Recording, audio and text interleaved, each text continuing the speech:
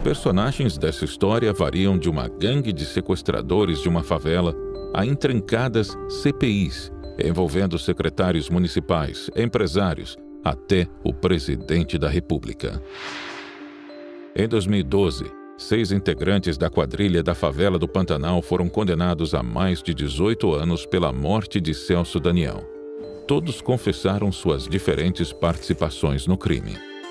Apesar de figurar como réu, o único não julgado nesta ação foi Sérgio Sombra. Ele foi beneficiado pela decisão do STF que anulou todo o processo contra ele desde a fase dos interrogatórios. Os advogados de Sombra alegaram que sua defesa foi cerceada pelos investigadores. Em outro processo, Sombra foi sentenciado a 15 anos de prisão por corrupção, mas recorria em liberdade. Ele foi condenado por liderar um esquema de cobrança de propina de empresas de transporte contratadas pela Prefeitura de Santo André. Empresários que não davam dinheiro eram ameaçados de ter o contrato rompido. O juiz responsável pelo caso afirmou que a cobrança de propina do setor de transporte não foi uma iniciativa isolada.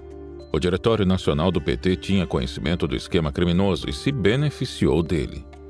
O juiz Genilson Rodrigues Carreiro, da primeira vara da Fazenda Pública de Santo André, condenou o Partido dos Trabalhadores a devolver 3,5 milhões de reais aos cofres públicos. A denúncia do Ministério Público apontou participação do PT no esquema de corrupção e cobrança de propina no sistema de transporte público da cidade durante a gestão do prefeito Celso Daniel, morto em 2002. O partido também foi condenado ao pagamento de 10,5 milhões de reais de multa.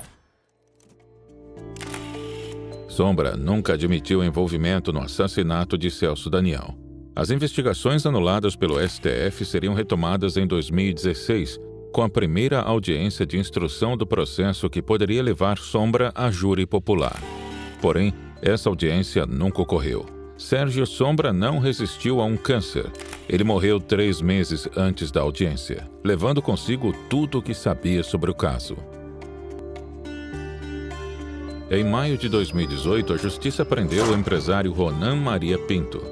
Ele foi condenado a 5 anos de prisão por lavagem de dinheiro no caso que apura o empréstimo fraudulento de 12 milhões do Banco Chain para o pecuarista Bonlai.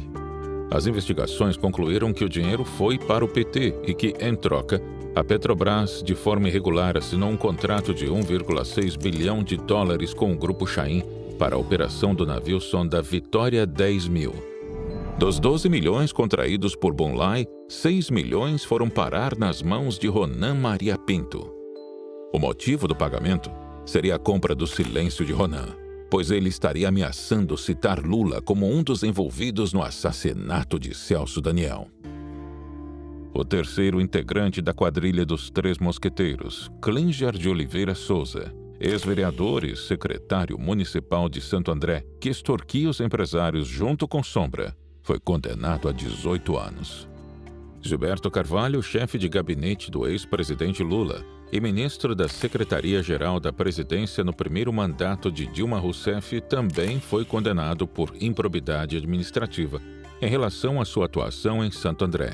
Porém, nunca foi preso, tendo apenas seus direitos políticos suspensos por 5 anos.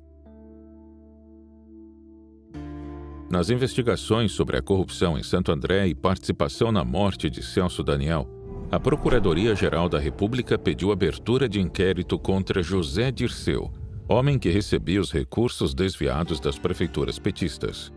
Porém, o presidente do STF, Nelson Jobim, negou o pedido na época, alegando que não havia provas suficientes para a abertura do processo.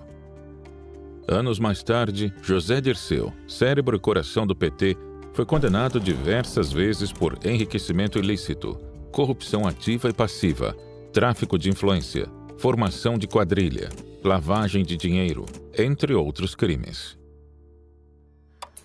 O dia foi de muito trabalho no Supremo Tribunal Federal antes do recesso do Judiciário.